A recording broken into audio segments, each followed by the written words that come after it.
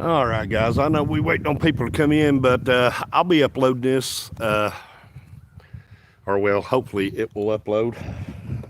It's always a big if when it comes to YouTube, but kind of what this is, I just wanted to kind of do a after Thanksgiving live. Uh, Go on here for a few minutes and see how everybody was doing, see how the Thanksgiving went. Hope everybody had a good holiday. I will be the first to admit that this week completely got away from me. Of course, some of y'all who keep up with the channel know that I've been on vacation this week.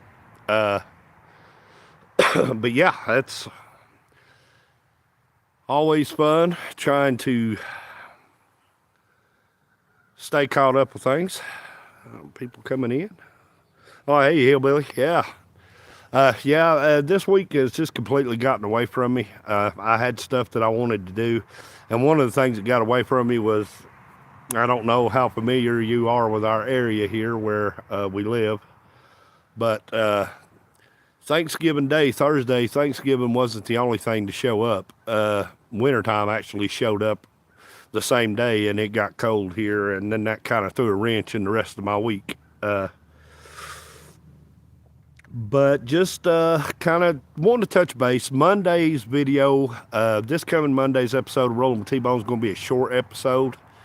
And it won't be a premiere because I am right in the middle of elections right now at my lodge. So we deal with a couple of different lodges. So Monday and Tuesday, I'm going to be pretty well much booked. We also, like I said, this Monday's video is not going to be a premiere. But just a lot of stuff going on with the channel. I am coming to the end of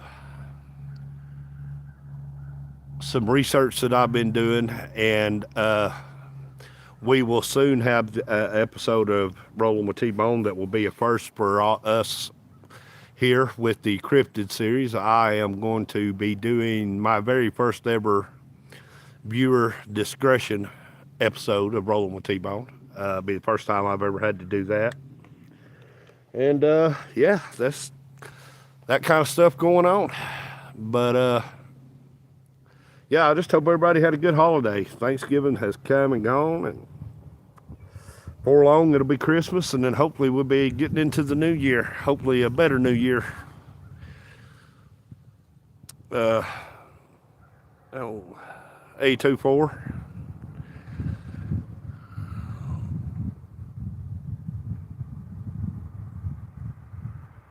Hey, Moto. But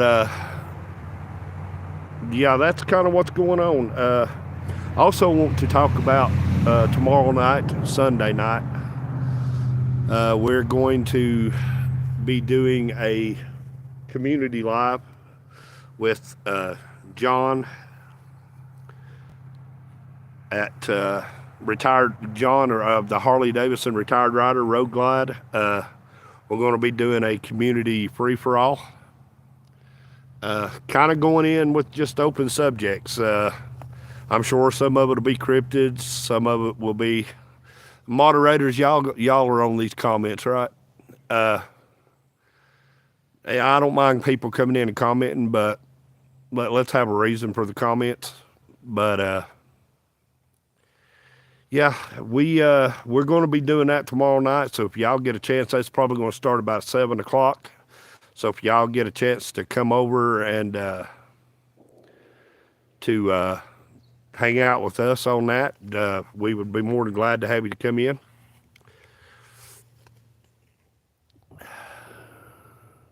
Now, I know there's been a lot of lives going on since Thursday. I know Ray Gregory's went live twice. And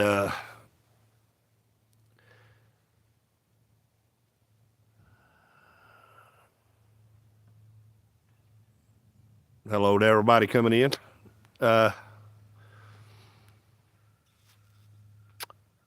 The coming episode that I was talking about having to put a viewer discretion on, it's going to be the first time that I've ever had an episode where I've had to do a viewer discretion.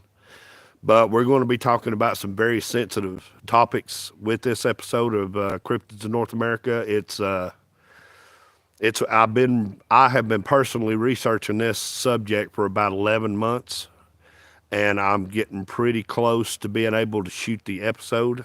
Uh, and it's there's only one part of it that's going to take it out of crime scene territory and put it into cryptid territory. I don't know if any of y'all are familiar with the area. It sits on the Kentucky Tennessee border. Uh, I know Hillbilly he might know where I'm talking about. Uh,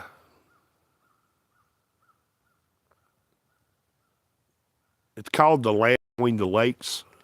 It back in the 50s, it was known as the Land Between the Rivers. And then, of course, like everything else in the South, TVA moved in and they took over and they flooded both rivers and started lakes, and it became known as the Land Between the Lakes. Like I said, it's right on the border of Tennessee and Kentucky, and there's a lot of crazy things have happened there. Anybody who would want to go into the rabbit hole of that area, you can go in and find all kind of information about the Land Between the Lakes, events that have happened there. Of course, TVA taking over. Some would argue that is probably the biggest event to happen. The second biggest event would be what would happen. Yeah, I figured you had Hillbilly. What happened in 1982? Of course, when TVA took over that area, they turned it into AO.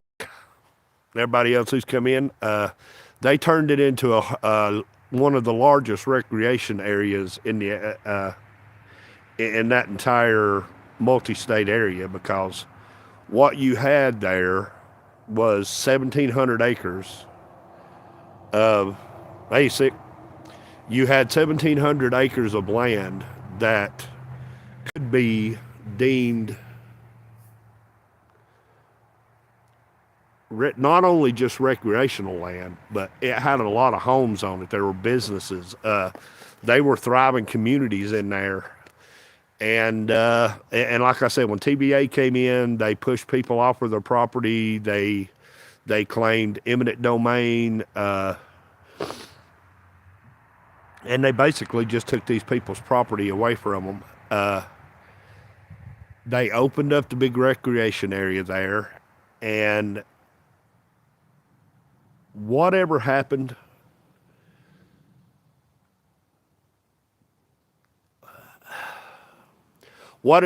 caused TVA to stop the recreation area, because they had closed down what was essentially a brand new recreation area for refurbishing when it didn't need it. And they just kept pushing the dates of reopening it, and then it just never reopened. They went in, they knocked down all the buildings, and they basically just turned the land back over to Mother Nature. Now, some people may be wondering, then what does that have to do with cryptids in North America? Well, that's where things kind of get murky, because even before it was the Land Between the Lakes, before it was the Land Between the Rivers, people who ran tugboats up the rivers often reported seeing dogmen. So, yeah, there was an event happened there in 1982. It's not on record. There's no paper of it. So I had to be very careful with picking this to do for the cryptids of North America, because it's a fascinating subject, guys. And like I said, I have been on this subject now for about 11 months. I've been studying it. I've been doing a lot of deep dives into different lore about it. The one thing that I've always tried to do is I've tried to stay out of the realm of what causes something to become, hey Shadow, what causes something to become then conspiracy.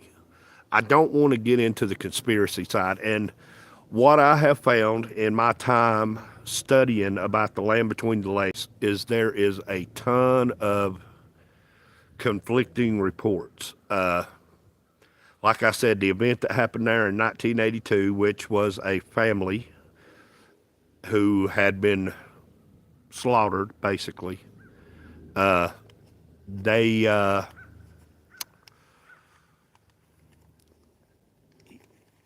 you have to be real careful because it's real easy to go from this is what happened into this is really what happened.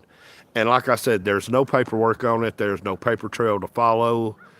That story came out because of secondhand witness, which meaning the person that broke this story, she was a secondhand person who got the story from a first-hand witness. But we'll be getting into all that eventually. I'm not sure when I'm going to shoot that episode. It's probably going to be just a little bit further down the road because I'm working on some other stuff as well. But what I have got to do with the Land Between the Lakes episode is I have got to get it back to simplicity. And man, I'll tell you, I've been so deep in the rabbit hole, there's nothing simple about this story. It's you go off one way and then you end up completely lost. And if you backtrack and then you try to go down a different path with it, you end up completely lost. So what I'm trying to do is I'm trying to find what the middle of the road is with the information that I have. And like I said, guys, if you want to jump on YouTube, there is tons of documentaries, investigations, where they've went to the Land of the Lakes, they've done investigations, they've talked to witnesses, they've talked to people who live in the area. And what I keep coming up with, every avenue that I keep thinking, okay, this might be the center of the road, I might be able to go down this road. Well, after I get so far down the rabbit hole, it just opens into a broad field. And then all I find from then on is conflicting reports, which is completely what has been happening to me the whole time that I've been studying the Land Between the Lakes. Is the only consistent thing I've came up with is just how inconsistent that it is. There's no doubt in my mind that something happened. Hey, Slickhead. Slick's in the house. OC. I think what has happened is that I think something happened. I think there was an event happened there. I think that over the years, with there not being a paper trail, it's just like any other oral history that gets passed down from one person to the next. It gets diluted. I think I kind of have to apply the thing of, and I've always tried to work off of this principle that, hey, Jamal, hope you're feeling better. I know you was sick the other day. I hope you're feeling better. I kind of have to apply that something happened. Behind every outrageous story, behind every fairy tale, it's all based in some kind of fact. It's all based in some kind of truth. So I think that it happened. I think that this was an event that happened. I think that these folks lost their lives. You know, you can put it up in the air about how you think it happened, how they lost their lives. But the thing that I keep coming back to with this subject is that something happened and it got covered up. That's what I keep coming back to, no matter no matter which lane of thinking that I try to use, and no matter which way I try to lay out the facts, I keep coming back to something happened and somebody's covering it up. Now, we in the South here who have dealt with the Tennessee Valley Authority, we have no doubts in our mind that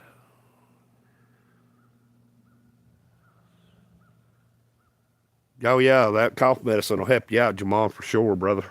Yeah, they just told me you was not feeling good. I know I was in there with Shadow and the other gentleman there, and kind of just hung out in the chat there for a minute and talked to him. But yeah, I'm glad you're feeling better. I'm good. I'm glad of that. But yeah, and I hate being sick around the holidays. Like, yeah, I hate being sick around the holidays. But you know, getting back to this thing with the Land Between the Lakes, I think that it happened. I think that it's based, and like I was saying about TVA, we're in an area where Georgia Hillbilly and I live. We're in an area where we are surrounded by dams and lakes, and I mean, we've got, I don't know, it's 8 or 9 dams just pretty well much within a 100-mile radius of us. So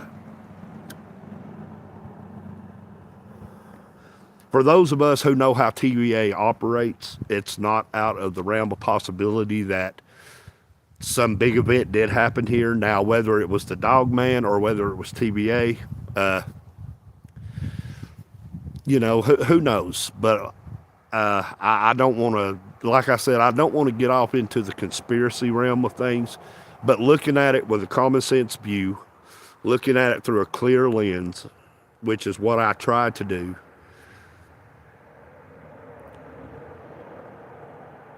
you could make the argument and probably be secure either way. I'll just say it that way. You could probably make the argument either way and be secure either way in your argument. But this will be the first video that I've ever done that, like I said, that I have put a viewer discretion clause on, because we're going to be dealing with some sensitive subjects. It's going to be, some of it's going to be time sensitive. Some of it's just going to be, you know, being sensitive to families who have lost loved ones. I don't never want anyone to feel like that I have disrespected their family members who have lost their lives, or that I have, and this is all nonprofit. Yeah, we got the Fontana not far from us, really. The Fontana Dam's real close to us.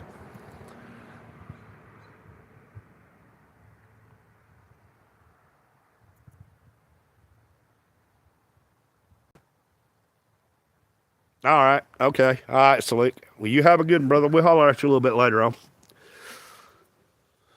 Hey, Key Fob. So, yeah, because I'm not trying to make any money off of this. I'm not trying to make any money off of telling these people's story. I'm just sharing cryptid information. I'm not trying to make any kind of monetary gain off of these folks' heartache and their pain and the suffering that they went through with the loss of family members. I'm just, you know, I'm trying to be sensitive to the situation.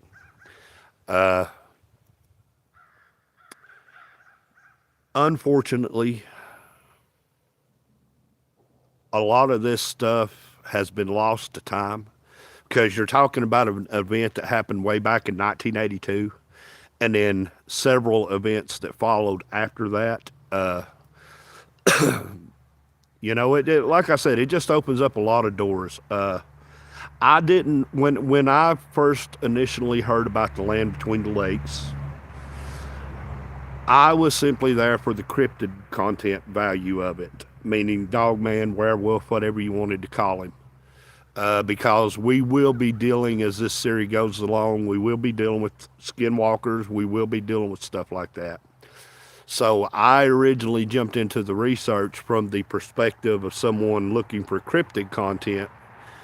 And then, like I said, I kept going down different avenues and different rabbit holes, and I kept coming up, having to pull myself back out of it and go, okay, well, everything that I just saw was contradicting to everything I just saw over here. So it's, I think it's set up that way because they want you to chase your tail with it. And that's what I found myself doing. I was chasing my tail. I wasn't getting no real good information out of it, other than some people say it was spiritual, some people say it was translucent, some people say they lived underground, they traveled in tunnels underground, and I'm like, oh God. So what I'm having to do now, after 11 months of studying this subject, is I'm having to go back and pick out what I know to be the facts, and that's going to be a little bit of a job for me to get that accomplished. Because you want there to be facts. You want facts about all of this, or at least I do. Now, I know that sounds counterproductive because I'm talking about cryptids. So I don't think, hey, Neil, no, you're not late, brother. Come on in. I know it sounds counterproductive because we're talking cryptids and we're talking cryptid content. I know it sounds counterproductive for me to say I want to report the facts, especially when it comes to cryptid stuff, but there is so much in this story, in this narrative of the land between the lakes, which is what I'm talking about, Neil. For any of you others who just came in later, I'm kind of laying out an episode of Cryptids in North America that's going to be coming up pretty soon, where I'm going to be with the land between the lakes. For those of you who don't know, it's concerning a 1,700-acre plot of land that lies on the Kentucky-Tennessee border. That's had a lot of strange events go on at it. A lot of strange events. But also, Monday's episode will be a shorter episode, and it won't actually be a premiere because I will be in Lodge. Monday and Tuesday, I have Lodge elections going on, so I'm going to be busy for the next few days. And Sunday, again, I'll plug it one more time. Sunday, on Retired Harley Riders channel, we're going to go down a rabbit hole where we're going to be discussing cryptids and ufology and everything else. So anybody that's going to start over on his channel about 7 o'clock, he got with me last night and made sure that I maybe would have the time, and I told him I would do my best to be available to be there to do that. So, hey, Ruby. But yeah, that's kind of what's going on with the channel right now. So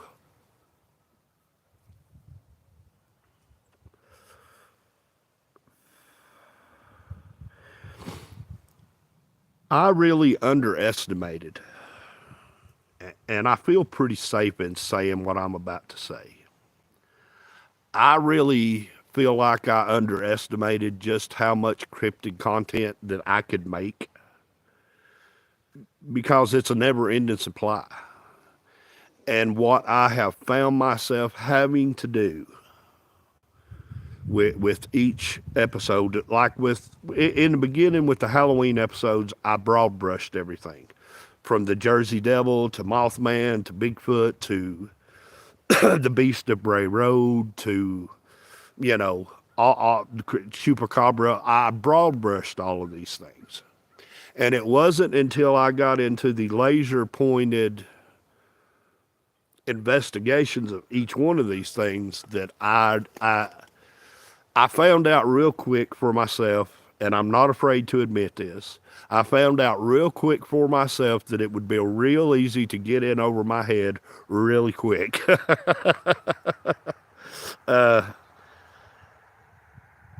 And my goal, which I've always said in every video, I've always said my goal is to not put out misinformation. I don't want to lead y'all down the wrong path, because a lot of y'all won't go do investigations on this stuff by yourself. And a lot of y'all will just go with the content that I'm making, and you're just watching it because it's my content. So what I'm trying to do is I'm trying to make sure that I do my due diligence. Hey, Mark, I'm trying to make sure that I am getting proper information, and I'm trying to make sure that I give you the proper information that I'm getting. So what I have to do is I have to now slow down, go back, and just start looking at each thing, looking at what's happening with each story, looking at what's happening with each investigation, looking at what information I can pull out of every one of these documentaries that I've watched about this. Because like I said, there's no paper trail. The Brown Chicken, the only information that I'm getting, hey Frog, I see you. The only information that I'm getting, of course, is secondhand information. So I have to then go through the secondhand information and pull out what I think is actual proper information to make an episode of Cryptids of North America. Because the one thing that I don't want to do, and it's something I always talked about, and I keep repeating it, but I don't want to fall into the conspiracy angle, because all of it's conspiracy. But I have found that you can get into deep conspiracy, or you can just stay back, look at the facts, look at the events as they happen, and just talk about that, which is where I want to stay. Just talking about the events. I don't want to get off into the conspiracy side of it, because there's plenty of that out there. Like I said, any of these cryptids that I've talked about, any of these subjects that I've brought up, you can go find all kinds of, dude, I bet I have watched over 100 documentaries about the land between the lakes since I started doing research for myself. So there's plenty out there that go into like I said, they go into all kinds of different conspiracy theories. And that's just something that I want to stay away with my channel. I don't want to become just another conspiracy channel. I don't want to become just another person who got out here and gave a bunch of people the wrong information about things. I want you to walk away from each episode interested in that subject.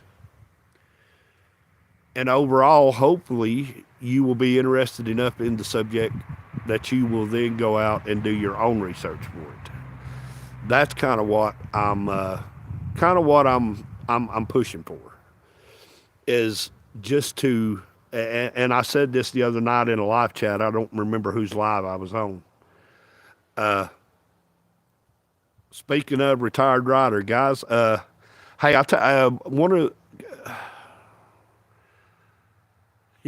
John's in here, retired rider. Sunday, I plugged it a couple of times here, John, about Sunday's free for all, that we're going down the rabbit holes. But what I've tried to do is, like I said, I said it in a live the other night, is I just want people to say, what if? Hey, Keith. Yeah, that's kind of what I want to do with it, Keith. I kind of want to just keep it academic. I want to look at the facts versus the going down a rabbit hole and getting lost in a bunch of conspiracy. And that's fun. I mean, don't get me wrong. It's fun to have the conspiracy talks. But I feel like with my channel, with what I'm trying to do, is I want to just say, these are the facts. When you watch my video, I'm giving you these facts, and then you make that decision, what if, on your own. I'm asking the question, what if? You decide, okay, is this something that could possibly be real? Is this something that could possibly be out there? Yeah, exactly. So That's kind of what I want people to come away from with my channel and my cryptid content, is to say, hey, he made a couple of valid points. Like when we give the Bigfoot account here a while back when we did the episode and a couple of lead-in episodes. I wanted you to get the facts the way I knew them to be, the truth that I knew them to be. And then when you leave there, you were thinking to yourself, you know what? He made a couple of good points. Maybe there is something more to this. Maybe there is something more than just people hallucinating, seeing things or hearing things, or, maybe there is things that go bump in the night. I think that if you present it that way, you present it in a way where you don't lose your integrity. I don't feel like you take away from the integrity of the story. I don't feel like that you take away from the integrity of a cryptid. I think if you put things out there and you put it in a package of just, these are the facts, this is what I know it to be, then I think you have more of an opportunity to then open a conversation and have dialect with someone, other than just, yeah, well, y'all are a bunch of, you believe in UFOs and you believe in Bigfoots and y'all wear tinfoil hats. And I think if you just present the facts, like I said, if you just present what the true facts are, then people are more open to talk to you about it, and maybe even feel comfortable enough for you to, or comfortable enough with you, that they would say, hey, you know what? This thing happened to me, and I've always kind of kept it to myself. You see what I'm saying? They're willing to open up a dialogue with you. They're willing to have a conversation with you. Because if you keep it out of the realm of conspiracy and you give somebody a safe space to talk about it, and you give somebody the space that they're able to talk about something without feeling like people are belittling them because of it, or that people are making fun of them because of it, or that people are going to ostracize them because of it. My personal belief then is that you become more out to get the truth, if that makes sense.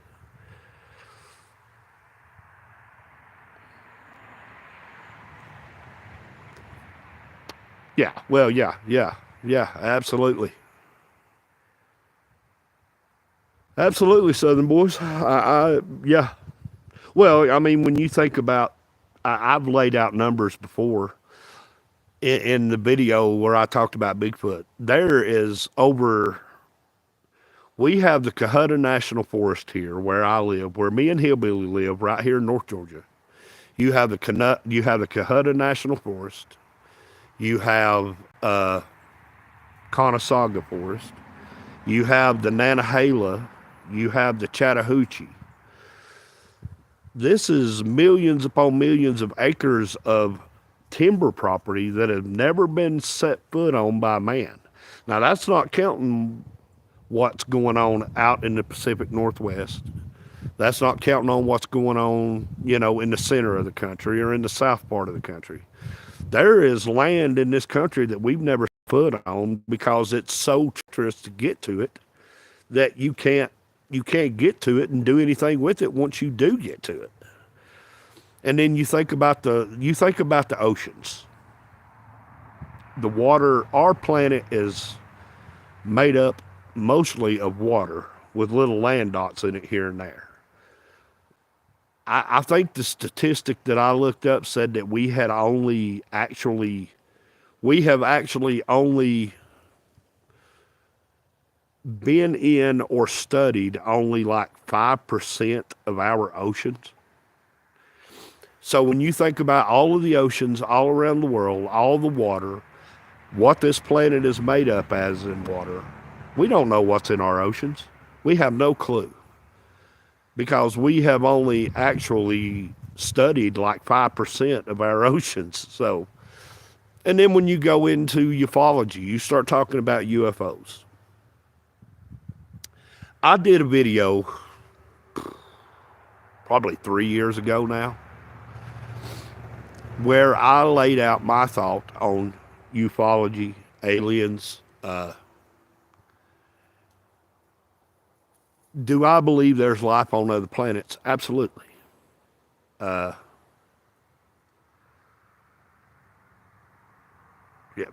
We got Cassius Valley, Devil's Den, and Hell's Holler. Yeah, we've got, yeah. But you would have to be pretty arrogant to think that out of the vastness of space, of what we have seen through telescopes and then what we can't even imagine that we haven't seen, to think that we are it, that out of all the vastness of space, this planet right here is the only planet that can sustain human life, I don't buy that. I'm a Christian. I do believe in God. And I always kind of say this right here. Some people can get on board with it, some people can't. What was the very first thing that we learned about God?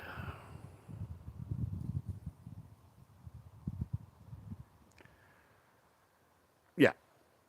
The very first thing we learned about God was that in the beginning, God created the heavens and the earth. Okay, so what was the very first thing we learned about God?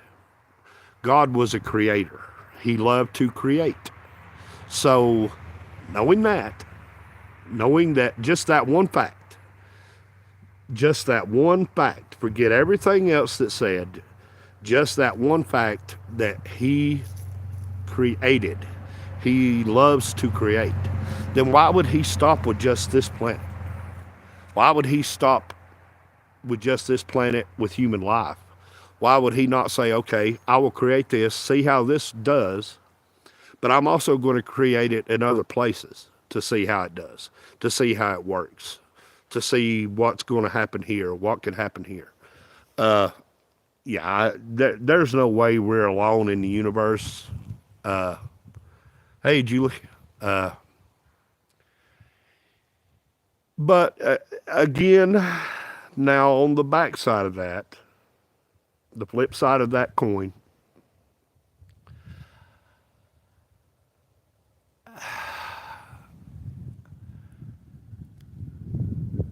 I don't know because I can't prove it and I can't disprove it.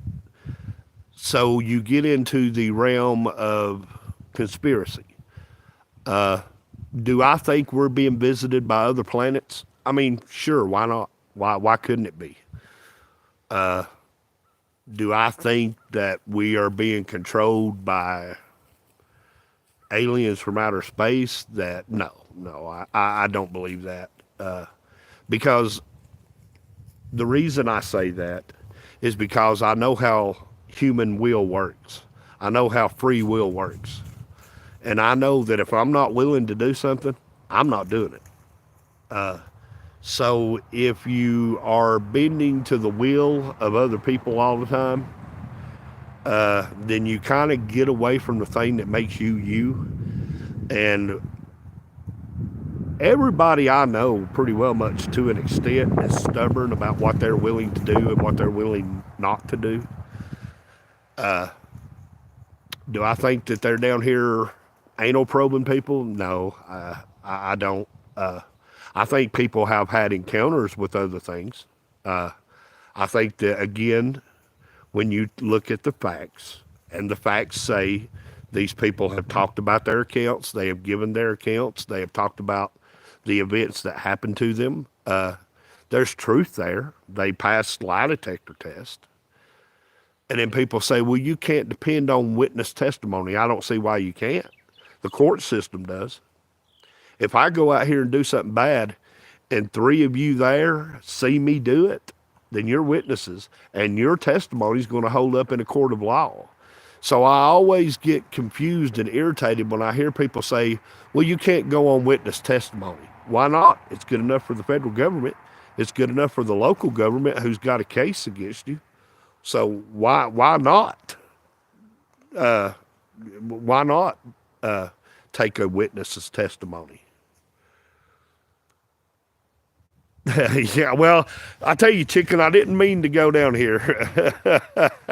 You say, well, I know Julie's got my back then, but I think that witness testimony is absolutely the most important thing in any situation, whether it's cryptids, whether it's ufology, even the round earth flat earthers.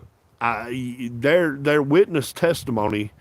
Listen, if I tell you that I saw something and you can say, okay, I think he genuinely believes that he saw that. And then I go further and I'm put into a lie detector test and I pass that lie detector test. And they say, yeah, he absolutely is telling the truth. Hey, R1, can you send TJ out here, please? If you're still watching. Then yeah, I think that you have to then say, yeah, maybe there's something to it. Maybe there's something there. Maybe it really did truly happen. And I think it's unfair to say that it didn't happen or to tell somebody that they're crazy. I don't know. I think that when it comes to stuff like cryptozoology, when it comes to ufology, I think the witness testimony is the most important information that you have. I think that it's the information that can either help you determine whether somebody's telling you a credible story or if they're just flat out lying to you. So yeah, I mean, I've got very specific ideas about things. A lot of times my ideas don't go over with other people's ideas, but let's see. We've been in this thing for 42 minutes, but I didn't mean to go down this rabbit hole that I just went down. But so recap real quick. Monday's episode will be a shorter episode. It will not be a premiere. And come and visit tomorrow night on Harley Retired Riders channel, John. We're gonna discuss a few things. We're gonna get into some of these topics. But tell you what, guys, I think I'm gonna call that quits and see if YouTube will allow this live to be uploaded.